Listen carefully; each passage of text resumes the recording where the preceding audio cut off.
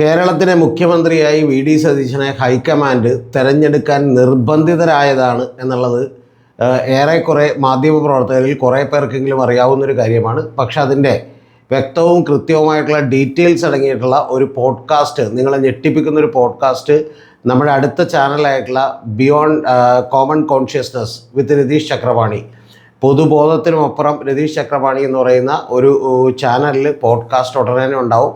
നിങ്ങളെല്ലാവരും തന്നെ അതിൻ്റെ സബ്സ്ക്രിപ്ഷനൊക്കെ എടുത്തിട്ടുണ്ടെങ്കിൽ, സബ്സ്ക്രൈബ് ചെയ്തിട്ടുണ്ടെങ്കിൽ നിങ്ങൾക്ക് അപ്പോൾ തന്നെ നോട്ടിഫിക്കേഷൻ കിട്ടുന്നതാണ് എന്നുള്ളത് ഞാൻ പറഞ്ഞോട്ടെ. അപ്പോൾ ഇതിപ്പോൾ പറയാനുള്ള പ്രധാനപ്പെട്ട കാരണമെന്ന് പറയുന്നത്, ഇങ്ങനെ അദ്ദേഹത്തിന്, അതായത് രാഹുൽ ഗാന്ധിക്കൊന്നും ഇഷ്ടമല്ലാതിരുന്നിട്ട് പോലും യഥാർത്ഥത്തിൽ എന്തുകൊണ്ട് വി ഡി സതീശനെ ആക്കേണ്ടി വന്നു എന്നുള്ളതിൻ്റെ കാര്യങ്ങൾ ഞാൻ പോഡ്കാസ്റ്റിൽ വിശദമാക്കാം. പക്ഷെ അങ്ങനെ ആക്കേണ്ടി വന്ന ഒരാളാണ് വി ഡി സതീശൻ എന്ന് പറയുന്ന കേരള മുഖ്യമന്ത്രി. അത് തന്നെ പ്രധാനപ്പെട്ട കാരണം പൊതുജന വികാരം അദ്ദേഹത്തിന് അനുകൂലമാണെന്നും കൂടാതെ മുസ്ലിം ലീഗ് കട്ടക്ക് അദ്ദേഹത്തിനോടൊപ്പം തന്നെ നിന്നിരുന്നു എന്നുള്ളതൊക്കെ യാഥാർത്ഥ്യമാണ്. അതിൻ്റെ ഉള്ളുകള്ളികളൊന്നും ഞാനിപ്പോൾ പറയുന്നില്ല. ആ പോഡ്കാസ്റ്റിൽ നിങ്ങൾക്ക് ഇതിനെക്കുറിച്ച് ഞെട്ടിക്കുന്ന കാര്യങ്ങൾ കേൾക്കാം.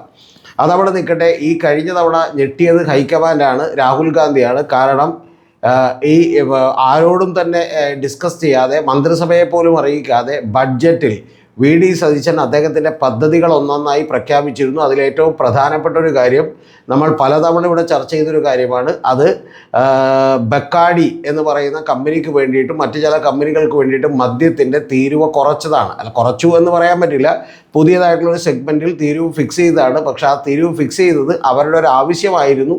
ആ ആവശ്യം എന്ന് പറഞ്ഞിട്ടുണ്ടെങ്കിൽ 251% ടാക്സ് അതിനു കൂടി മേടിക്കുന്നത് തെറ്റാണ് എന്നവർ പറഞ്ഞിരുന്നു. ഇപ്പോൾ വീര്യം കുറഞ്ഞ മദ്യത്തിന് വീര്യം കുറഞ്ഞ ടാക്സ് മതി, കുറച്ച് ടാക്സ് മതി എന്നുള്ള നിലക്ക് 175%, 140% അദ്ദേഹം ഫിക്സ് ചെയ്തു. ബിയറുകൾക്ക് ഏതാണ്ട് 86% ടാക്സ് ഉള്ളൂ. അപ്പോൾ ആ കാര്യത്തിൽ തന്നെ കേന്ദ്ര ഹൈക്കമാൻഡിന് വലിയ അതൃപ്തിയുണ്ട്. അത് കഴിഞ്ഞ ദിവസങ്ങളിലൊക്കെ തന്നെ KC വേണുഗോപാൽ പുറത്ത് പറയുകയും ചെയ്തു എന്നുള്ളതൊരു വാസ്തവമായിട്ടുള്ളൊരു കാര്യമാണ്. അപ്പോൾ അത് അദ്ദേഹം പറഞ്ഞത്, ഈ ഒരു കൂട്ടുത്തരവാദിത്തമുണ്ട്, അതുകൊണ്ട് എല്ലാ ആളുകളുമായിട്ടൊക്കെ തന്നെ സംസാരിച്ച് കൃത്യമായ ഒരു കൺസെൻസസിൽ എത്തിയിട്ട് വേണം ഇത്തരം പദ്ധതികൾ പ്രഖ്യാപിക്കാനെന്ന് പറഞ്ഞു. പക്ഷെ അത് സഹിക്കാം എന്ന് വിചാരിച്ചിരിക്കുമ്പോഴാണ് അതിനേക്കാൾ ഞെട്ടിക്കുന്ന മറ്റൊരു തീരുമാനം ബഡ്ജറ്റിലുള്ളത്. അത് കരിമണൽ ഖനനവുമായി ബന്ധപ്പെട്ടാണ്. ആ ഖനനം നടത്താൻ വേണ്ടി സ്വകാര്യ വ്യക്തികൾക്ക് കൊടുക്കും എന്ന് പറയുന്ന സൂചനയാണ് അതിനകത്ത് നൽകിയിട്ടുള്ളത്. അത് ഗവൺമെൻറ്റിൻ്റെ പോളിസിയാണ് എന്നുള്ളതാണ് പറഞ്ഞേക്കുന്നത്. അപ്പോൾ ഈ പോളിസിയുടെ പ്രത്യാഘാതം എന്താണ് എന്നുള്ളത് ഞാൻ വിശദമായിട്ട് ആ പോഡ്കാസ്റ്റിൽ പറയാം. അത് ഏത് മുതലാളിയായിരിക്കും സഹായിക്കുക എന്നുള്ളത് ഞാൻ പറയാം. ആ മുതലാളിയുടെയും ആ സമ്പന്നരുടെയും ഇന്ത്യയിലെ തന്നെ ഏറ്റവും വലിയ വൻകിട കുത്തകകളുടെയും ഒക്കെ തന്നെ സപ്പോർട്ട് കൂടി വി ഡി സതീശൻ ഉണ്ടായിരുന്നു എന്നുള്ളത് യാഥാർത്ഥ്യമായിട്ടുള്ളൊരു കാര്യമാണ്. അപ്പോൾ അതിൽ ഈ പറയുന്ന രാഹുൽ ഗാന്ധി അതിൽ ഞെട്ടിപ്പോയൊരു കാര്യം, രാഹുൽ ഗാന്ധിക്ക് പിടിച്ചു നിൽക്കാൻ പറ്റാത്തൊരു കാര്യം, അഖിലേന്ത്യാ തലത്തിൽ രാഹുൽ ഗാന്ധി തന്നെ നിരവധി ചോദ്യങ്ങൾക്ക് ഉത്തരം പറയേണ്ടി വരും എന്നുള്ളതാണ്. അത് എന്താണ് എന്ന് ചോദിച്ചിട്ടുണ്ടെങ്കിൽ 94,000 കോടി, 94,600 കോടി രൂപയിലധികം വരുന്ന, കൃത്യമായി പറഞ്ഞാൽ 95,000 കോടി രൂപയിലധികം വരുന്ന ഒരു വലിയ പ്രൊജക്റ്റ് കേന്ദ്ര ഗവൺമെൻറ് തീരുമാനിച്ചിട്ടുണ്ട്. ഈ 95,000 കോടി എന്ന് പറയുമ്പോൾ നിങ്ങളൊന്ന് മനസ്സിലാക്കണം, കേരള ബഡ്ജറ്റിൻ്റെ ഏതാണ്ട് പകുതിയോളം വരുവിട്ടത്. അപ്പോൾ അത്തരത്തിലുള്ളൊരു വലിയ പദ്ധതി ആൻഡമാൻ നിക്കോബാർ ഐലൻഡിൽ, പ്രത്യേകിച്ചും ഗ്രേറ്റ് നിക്കോബാർ പ്രൊജക്റ്റ് എന്നുള്ള നിലയിൽ നിക്കോബാറിൽ വലിയൊരു വലിയൊരു പദ്ധതി കേന്ദ്ര ഗവൺമെൻറ് പ്രഖ്യാപിച്ചു. ആ പ്രഖ്യാപിച്ച പദ്ധതി എന്ന് പറയുന്നത് ഒരു 16 മില്യൺ കണ്ടെയ്നറുകൾ എന്ന് പറഞ്ഞാൽ 1,60,00,000 കണ്ടെയ്നറുകൾ ഒരു വർഷം കൈകാര്യം ചെയ്യാൻ കഴിവുള്ള ഇൻ്റർനാഷണൽ ട്രാൻസ്ഷിപ്മെൻറ്റ് കണ്ടെയ്നർ ടെർമിനൽ അവിടെ സ്ഥാപിക്കാനാണ് പ്ലാൻ ചെയ്യുന്നത്. അത് കൃത്യമായി പറഞ്ഞാൽ, ഞാൻ പറഞ്ഞല്ലോ, 95,000 കോടി രൂപയുടെ 166 സ്ക്വയർ കിലോമീറ്റർ വരുന്ന അതിവിപുലമായിട്ടുള്ളൊരു പ്രൊജക്റ്റാണ്. അതുകൂടാതെ 450 മെഗാവാട്ടിൻ്റെ ആംപിയർ ഒരു ഗ്യാസ് സോളാർ പ്ലാന്റ് അവരവിടെ സ്ഥാപിക്കുന്നുണ്ട്. അതുപോലെ ഒരു ഇൻ്റർനാഷണൽ എയർപോർട്ട് സ്ഥാപിക്കുന്നുണ്ട്. കൂടാതെ 3.5 ലക്ഷം ആളുകൾ ഉൾക്കൊള്ളാൻ ശേഷിയുള്ള വലിയ ഒരു മെഗാ ടൗൺഷിപ്പ് കൂടി അവിടെ പ്രഖ്യാപിച്ചിട്ടുണ്ട്. അപ്പോൾ ഈ 4 പദ്ധതികളും കൂടി ഒരുമിച്ചുള്ള തുകയാണ് ഞാൻ പറഞ്ഞത്. 95,000 കോടി രൂപയുടെ മെഗാ പ്രൊജക്റ്റാണ്. ആ പ്രൊജക്റ്റിന് ചില പ്രാധാന്യങ്ങളുണ്ട്, വലിയ താല്പര്യങ്ങളുണ്ട്. അതിൻ്റെ ചെറിയ ചുരുക്കം മാത്രമേ ഞാനിപ്പോൾ പറയുന്നുള്ളൂ. ബാക്കിയൊക്കെ തന്നെ നിങ്ങൾക്ക് ആ പോഡ്കാസ്റ്റിൽ കാണാം. അത് മലാക്ക എന്ന് പറയുന്ന സ്ഥലത്തെ, ഇന്ത്യൻ മഹാസമുദ്രത്തെ പസഫിക്കുമായി ബന്ധിപ്പിക്കുന്ന ഒരു വളരെ ക്രിട്ടിക്കലായിട്ടുള്ള ഒരു മാരിടൈം പോയിൻ്റാണത്. എന്ന് പറഞ്ഞാൽ ഏതാണ്ട് അതിൻ്റെ തൊട്ടടുത്ത് 150 കിലോമീറ്റർ മാത്രം ഗ്യാപ്പിലാണ് ഈ നിക്കോബാർ ഐലൻഡ് സ്ഥിതി ചെയ്യുന്നത് എന്നുള്ളത് നിങ്ങൾ മനസ്സിലാക്കണം. മലാക്ക കടലിടുക്കിന് പടിഞ്ഞാറേ കവാടത്തു നിന്ന് 150 കിലോമീറ്റർ മാത്രമേ ഈ നിക്കോബാറിലേക്കുള്ളൂ. ആ നിക്കോബാർ വഴിയാണ് യഥാർത്ഥത്തിൽ, ഈ മലാക്ക കടലിടുക്ക് വഴിയാണ് യഥാർത്ഥത്തിൽ ഈ ലോകത്തിൻ്റെ ചരക്ക് ഗതാഗതത്തിൻ്റെ 94,000-ഓളം വരുന്ന ചരക്ക് കപ്പലുകളും പോകുന്നത്. ഏറ്റവും കുറഞ്ഞ 25-30% ചരക്ക് കപ്പലുകൾ പോകുന്ന ഒരു ഏരിയയാണത്. അപ്പോൾ അതുകൊണ്ട് തന്നെ അത് വളരെ ഇമ്പോർട്ടൻ്റ് ആയിട്ടുള്ള ഒരു ഏരിയയാണ്. ഈ ട്രാൻസ്ഷിപ്മെൻറ്റ് പ്രൊജക്റ്റാണ്. ഇതിൽ ഏറ്റവും ആദ്യം പലതവണ ഈ പ്രൊജക്റ്റ് വന്നിട്ടും ഇത് ഏറ്റെടുക്കാൻ വേണ്ടി വലിയ കമ്പനികളൊന്നും വന്നിരുന്നില്ല. പക്ഷേ ഇപ്പോൾ ഏറ്റവും ഒടുവിൽ ഞാൻ ചുരുക്കി മാത്രം നിങ്ങളോട് പറയുകയാണ്, Adani ports and special economic zone limited എന്ന് പറയുന്ന APSEZ എന്ന് പറയുന്ന കമ്പനി ഇത് ഏറ്റെടുക്കാൻ വേണ്ടി താല്പര്യം കാണിച്ചിട്ടുണ്ട്. ആ താല്പര്യം എന്തുകൊണ്ടായിരിക്കും എന്നുള്ളത് നമുക്കറിയാം. അപ്പോൾ അത്തരത്തിൽ വലിയൊരു പ്രൊജക്റ്റാണ്. ആ പ്രൊജക്റ്റിൻ്റെ പ്രത്യേകിച്ചും ട്രാൻസ്ഷിപ്മെൻറ്റ് കണ്ടെയ്നർ ടെർമിനലൊക്കെ തന്നെ ഇവരായിരിക്കും, അദാനികളായിരിക്കും കൈകാര്യം ചെയ്യുക. ഇതിന് വേണ്ടിയിട്ട് ചില പരിസ്ഥിതി നാശങ്ങളൊക്കെ ഉണ്ടാവും. എന്ന് പറഞ്ഞിട്ടുണ്ടെങ്കിൽ ഒരു 7.11 ലക്ഷത്തോളം വരുന്ന മരങ്ങൾ മുറിക്കേണ്ടി വരും. കൂടാതെ നിരവധി പരിസ്ഥിതിക്ക് നാശനഷ്ടങ്ങളൊക്കെ ഉണ്ടാവും. അപ്പോൾ അതിനെതിരെ വലിയ സ്കൂബ ഡൈവിംഗ് ഒക്കെ നടത്തിക്കൊണ്ട് വലിയ പ്രതിഷേധമാണ് അവിടെ രാഹുൽ ഗാന്ധി പുറത്തുവിട്ടിട്ടുള്ളത്. അത് അദ്ദേഹം പറഞ്ഞിട്ടുള്ള ഏറ്റവും പ്രധാനപ്പെട്ട കാര്യം ചൂസ് ഗ്രീൻ ഓവർ ഗ്രീഡ് എന്നാണ്. എന്ന് പറഞ്ഞിട്ടുണ്ടെങ്കിൽ നിങ്ങൾ ഗ്രീൻ തിരഞ്ഞെടുക്കൂ, നമ്മുടെ അത്യാർത്തി വിടൂ എന്നുള്ളതാണ് അദ്ദേഹം പറയുന്നത്.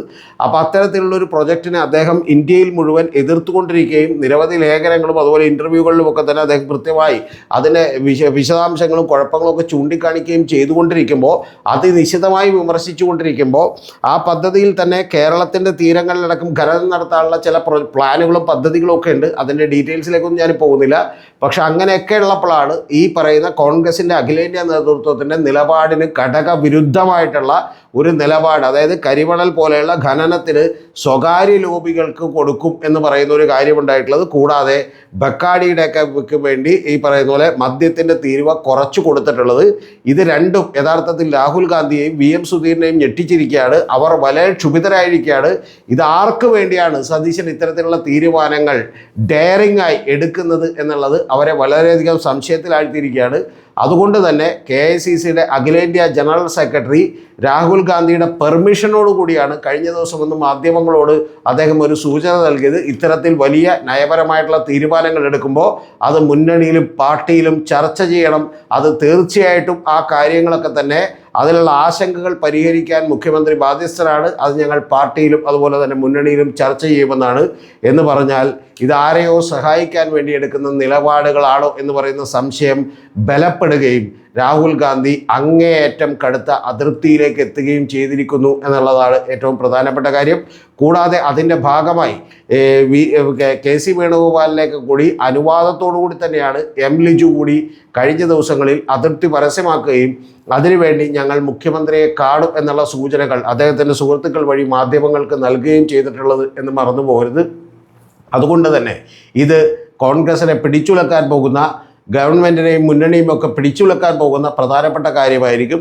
ഇത്തരം കാര്യങ്ങളിൽ PM ശ്രീ അടക്കം അതുപോലെ തന്നെ ഈ പറയുന്ന മദ്യത്തിൻ്റെ തീരുവ കുറച്ചതടക്കം നമ്മുടെ കരിമണൽ ഖനനമടക്കമുള്ള കാര്യങ്ങളിലൊക്കെ തന്നെ മുസ്ലിം ലീഗിൻ്റെ നിലപാട് എന്താണെന്ന് ചോദിച്ചാൽ, കരിമണൽ ഖനനത്തിന് മുസ്ലിം ലീഗ് നേരത്തെ തന്നെ എതിരല്ല. പക്ഷേ ബാക്കി രണ്ടെണ്ണത്തിൽ പോലും മുസ്ലിം ലീഗിന് വാ തുറക്കാൻ പറ്റാത്തത് എന്താണ് എന്നുള്ളതിൻ്റെ വിശദാംശങ്ങൾ കൂടി ഞാൻ ആ പോഡ്കാസ്റ്റിൽ പറയുന്നതായിരിക്കും. അതുകൊണ്ട് തന്നെ ഈ ചാനൽ വളരണം എന്നാഗ്രഹമുള്ള, നിലനിൽക്കണമെന്ന് ആഗ്രഹമുള്ള എൻ്റെ പ്രിയപ്പെട്ട പ്രേക്ഷകരോട് എനിക്ക് പറയാനുള്ളത്, നിങ്ങൾക്ക് നമ്മളെ സപ്പോർട്ട് ചെയ്യാനുള്ള ഒരു ഓപ്ഷൻ ഉണ്ട്. ആ സപ്പോർട്ട് ചെയ്യാൻ വേണ്ടിയിട്ട് നിങ്ങൾക്ക് നമ്മളുടെ മെമ്പർഷിപ്പ് എടുക്കാവുന്നതാണ് ഈ ചാനലിലെ. ആ മെമ്പർഷിപ്പ് എടുത്തിട്ടുണ്ടെങ്കിൽ 1 മുതൽ 6 വരെയുള്ള നിരവധി ലെവലുകളുണ്ട്. ആ ലെവലുകളിൽ ഏതെങ്കിലും എടുത്തുകൊണ്ട് നമ്മളെ സപ്പോർട്ട് ചെയ്യാം. നിങ്ങൾ കഴിയുമെങ്കിൽ മാത്രം ചെയ്താൽ മതി. ഫിനാൻഷ്യലി സപ്പോർട്ട് ചെയ്യാൻ കഴിയുന്നവർക്ക്, അതല്ല നിങ്ങൾ വീണ്ടും സപ്പോർട്ട് ചെയ്യണം, ഇത്തരത്തിലുള്ള ഒരു പോഡ്കാസ്റ്റ് വരണം എന്നുള്ളവർക്കും കൂടി നമ്മളെ നേരിട്ട് സപ്പോർട്ട് ചെയ്യണമെങ്കിൽ നമ്മുടെ ഗൂഗിൾ പേ നമ്പറും അക്കൗണ്ട് നമ്പറും ഒക്കെ കൂടി കൊടുത്തിട്ടുണ്ട്. കാരണം ഈ പോഡ്കാസ്റ്റ് എടുക്കുകയൊക്കെ വലിയ ചിലവുള്ളൊരു കാര്യമാണ്, വലിയ അധ്വാനം വേണ്ടൊരു കാര്യമാണ്. അപ്പോൾ അതുകൊണ്ടാണ് കുറച്ച് വൈകിപ്പോയത്. ശരിക്കും ആഴ്ചയിൽ ഒരെണ്ണം വീതമെങ്കിലും ചെയ്യണമെന്ന് വിചാരിച്ചതാണ്, ചെയ്യാൻ കഴിഞ്ഞില്ല. ഇപ്പോൾ 1 മാസമായി നമ്മൾ അതിനകത്തൊരു പോഡ്കാസ്റ്റ് ഇട്ടിട്ട് അത് വലിയ നല്ല രീതിയിൽ ആളുകൾ സ്വീകരിച്ചു. 15,000-ലധികം വരുന്ന ആളുകൾ അത് കണ്ടിരിക്കുന്നു, 15,500-ലധികം ആളുകൾ കണ്ടിരിക്കുന്നു. കൂടാതെ 6,000-ലധികം വരുന്ന വാച്ചവേഴ്സ് അതിനുണ്ടായിരിക്കുന്നു. 1 മണിക്കൂർ 44 മിനിറ്റുമുള്ള ഒരു പോഡ്കാസ്റ്റാണ്. അതിനേക്കാൾ അതിഗംഭീരമായിട്ടുള്ളൊരു പോഡ്കാസ്റ്റുമായിട്ടായിരിക്കും നമ്മൾ ഉടനെ തന്നെ എത്തുക. ആ പോഡ്കാസ്റ്റ് തീർച്ചയായിട്ടും ഷൂട്ട് ചെയ്യാനൊക്കെ തന്നെ കുറച്ച് എക്സ്പെൻസീവ് ആയിട്ടുള്ള കാര്യങ്ങളാണ്. അപ്പോൾ അതുകൊണ്ട് നിങ്ങളുടെ എല്ലാവരുടെയും തന്നെ പിന്തുണയും സപ്പോർട്ടും ഉണ്ടാകണം എന്ന് ഞാൻ ആഗ്രഹിക്കുന്നു. പുതിയ ചാനലിൻ്റെ പേര് കൂടി മറക്കണ്ട, അത് കാണാത്ത ആരെങ്കിലും ഉണ്ടെങ്കിൽ കാണണം. BCC വിത്ത് രതീഷ് ചക്രപാണി എന്നാണ്. ആ ചാനൽ കൂടി നിങ്ങൾ ഓരോരുത്തരും സബ്സ്ക്രൈബ് ചെയ്താൽ മാത്രമേ നിങ്ങൾക്ക് പുതിയ പോഡ്കാസ്റ്റിൻ്റെ നോട്ടിഫിക്കേഷൻ കൂടി കിട്ടുള്ളൂ എന്നുള്ളത് ഞാനൊന്ന് ഉറപ്പിച്ചോട്ടെ.